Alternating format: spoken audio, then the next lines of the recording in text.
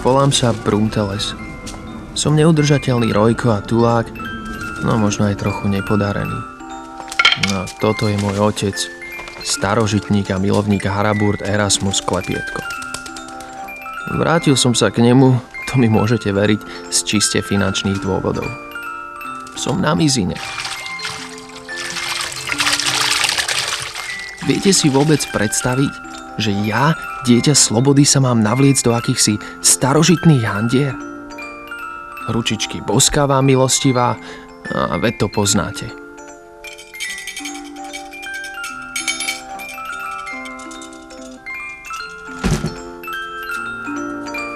No to som vtedy ešte netušil, že so starožitníctvom prevezmem aj celú zbierku jeho skutočne podivuhodných priateľov.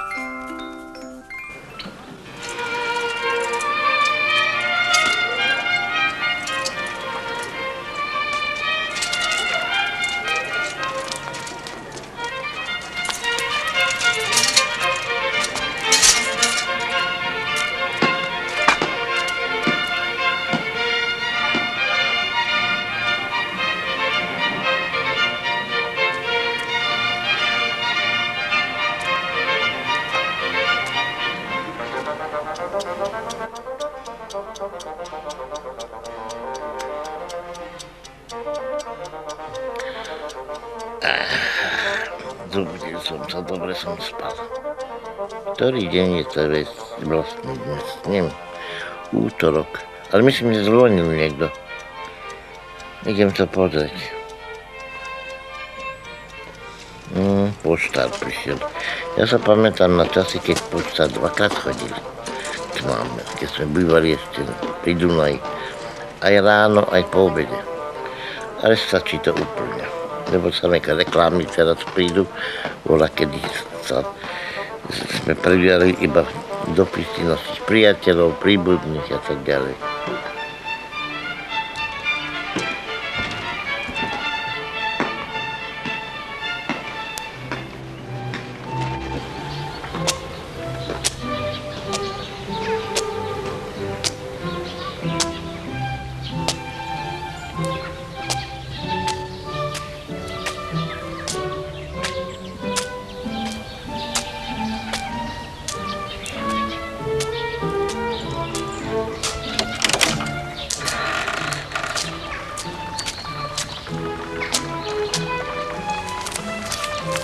Naše mesto bolo hodne malé ešte svojho času. Väčšinou ľudia, ktorí bývali v jednej štvrti, to sa navzájom poznali a istotne ten spoločenský život bol vyvážený.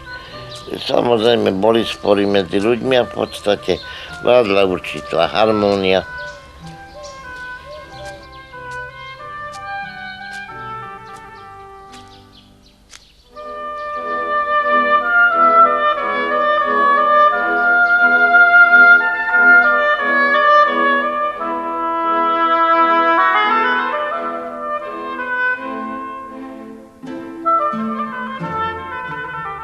Svojho času sa odohrával život veľmi intenzívny v kaviárniach. V Bratislave ich bolo veľa. Napríklad Štefánka, Astorka, Reduta, Muzejka. No, ja som bol gymnázista vtedy, tak veľmi veľa ma rodičia nepúšťali do kaviarne.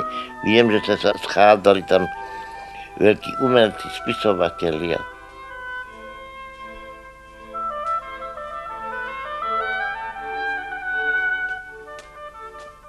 Bola, kedy v Bratislave existovali veľmi slávne cukrárne, napríklad Štúrcer, Hagen a Mišák. Tam chodili väčšinou umelci na Štúrovej ulici. Ale veľmi exkluzívna cukráreň bola cukráreň Majer. A síce to bolo oproti Rolandovi v Roznom dome a tam boli najlepšie výrobky. Oni to všetko bez umelej farby robili a tam sa schádzala aj aristokracia, nejaké vysoké dôstojníci. Napríklad pani Lóňajová a potom Grovky, Cenzenová a Palfiovci tam chodievali, ale chodili tam aj mešťania.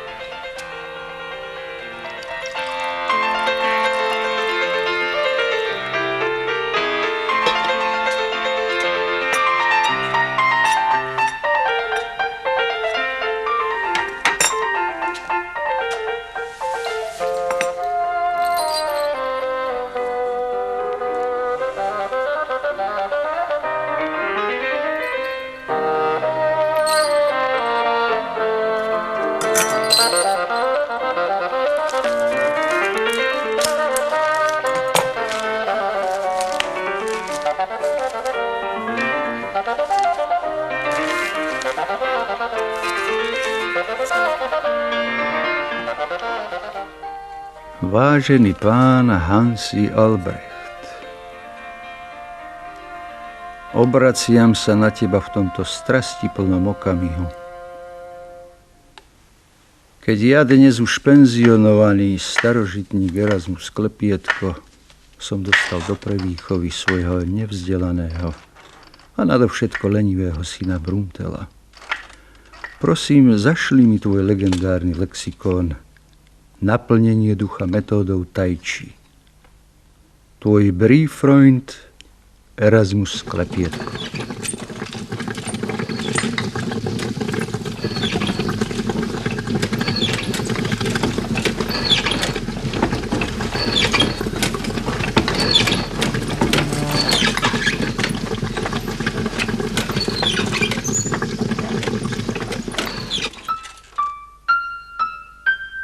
Moje školské roky neboli veľmi šťastné v tom, že som veľmi nerád chodieval do školy, lebo škola mi obmedzovala vlastnú osobnú slobodu.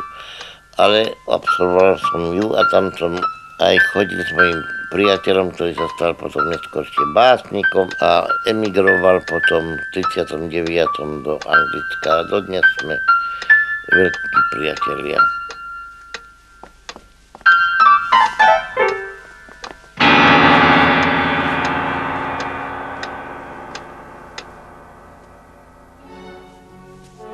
Rád som sa zdržiaval doma, lebo doma som sa cítil ako si dobre.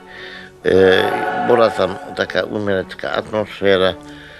Môj otec bol skladateľ, dirigent a pochádzal z rodiny Vasariových, kde figuroval ten kardinál, ktorý svojho času bol veľké starosti s tým, aby reholníci nevyskakovali z rehole a brali si pekné mladé ženy. Ale ostatní Vasariovci boli umelci a tak zrejme pochádza ten umelecký talent z tej rodiny.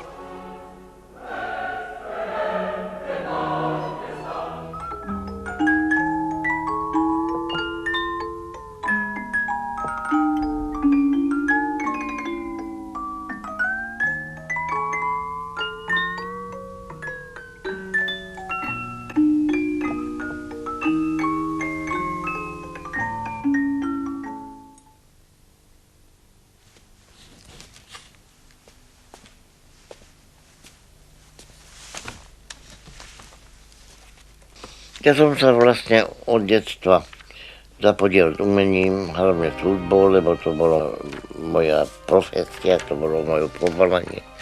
A ja som v podstate sa zameral aj na starú hudbu a som založil súbor Muzika Eterna, ktorý hrá na starých nástrojoch. Najprv sme hrali renesančnú hudbu a teraz sme sa zapodievali s hudbou baroka.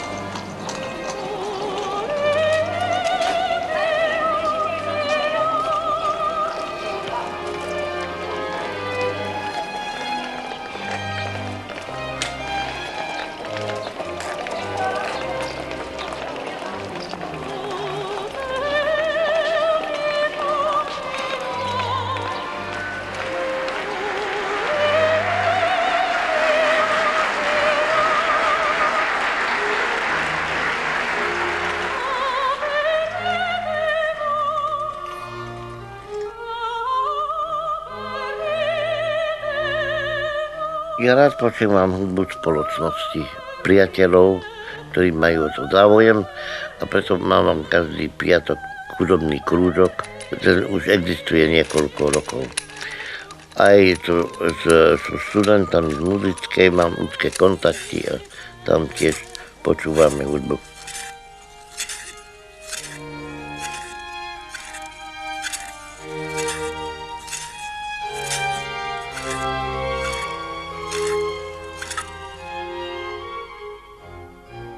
Veľa vážením pán Erasmus Klepietko. Dlho som pouvažoval nad výchovou vašho syna a dospel som k jedinému riešeniu.